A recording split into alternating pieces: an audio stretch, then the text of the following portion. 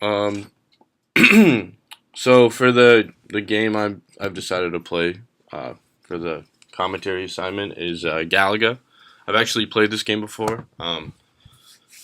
Growing up, I used to have a game on my Nintendo 64 that was like a arcade game suite, sort of. It had all kinds of old school arcade games on it, like Dig Dug and Pac-Man and Galaga, a couple other ones as well. So I have experience playing this, and also my aunt and uncle used to have an actual like arcade machine in their basement, an old Galaga machine. So I have quite a bit of experience playing with the joystick and buttons as opposed to with the N64 controller or now on my computer with the arrow keys. But yeah, initially when you first look at this game, the graphics aren't too great, but I mean it was developed in the early '80s, so I mean you can't really expect too much. But coming from the time, they're not too bad. Definitely, I don't think it really hinders the gameplay too much. It's pretty easy to understand. Like you don't really get a tutorial on anything. You just sort of get thrown into the game. I think back on the old like coin-op machines, there would be directions like on top of the or like on the console itself, telling you like I guess the different character names, stuff like that. Um, so people wouldn't be going into the game completely blind, not knowing what to do.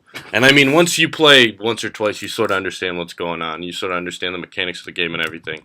Um, but I think Gala Game above, or not above all other games, but Galaga is a very good example of how these console games really impacted. Oh snap! Gotta get this guy so I can get a double ship. See, I know this trick because I've played this game before. Yeah, I lost my train of thought there for a second. You get very into this game, or I do at least, just because like it's addicting. Like I could totally see walking in an arcade in the early '80s, '90s, even, and just playing these games for hours, just trying to get a higher score, trying to get that high score. I mean, up here in the top right corner, you have the high score right here. It shows your score. Like, I want to be the best. Who doesn't want to be the best?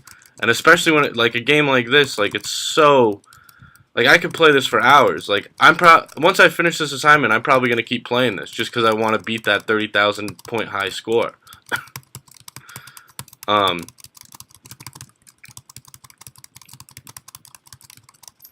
Number of hits 32. So yeah, as I was saying, like compared to a game now, it's hard to compare, but I think it's nice, or it's not. It's yeah, I guess it's nice to see like the roots of like video games now with a game like this. Oh, I died. All right, I'm gonna take a break so I can focus on talking a bit more instead of focusing on the game. I'm getting really into it. So yeah, but if I had to compare this to a game now, the main thing I would think is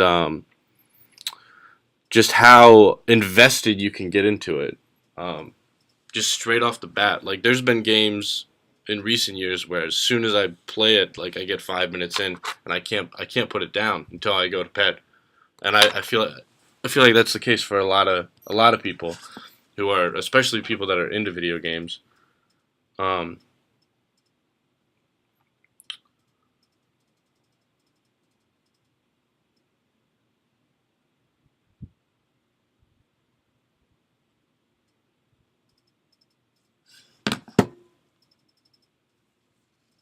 yeah,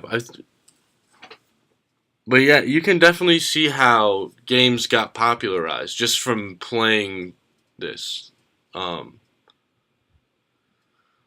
like when somebody creates a game, like I would imagine when this first came out, it must have been so popular. Like everybody must have been running down with all the quarters they possibly could to try to get the high score on not just this game but any game at the arcade. Um, just because it was fun, and I mean, it was so fun that people wanted to do it at home. So that's where we got at home consoles from. That's how we got the NES system, and everything progressed. We got the N64, we got the Sega Genesis, we got, every console you can imagine. It's started all because of games like this. And I mean, this game isn't even inherently the first. Like, there's games before this, like the old slot machine games we were looking at in Chapter 1 and stuff like that. So it's really interesting to see how far games have come. I mean, I definitely still think this game stands on its own. Like, it's something that I'd imagine I'd probably show to my kids. Like, the whole reason I knew about it was because my dad showed me and got me that game for my N64. So it's definitely something that can be passed down through generation. And it's something that people will continue to play and enjoy, and I think that's a beautiful thing. So, thanks for listening, and have a good day.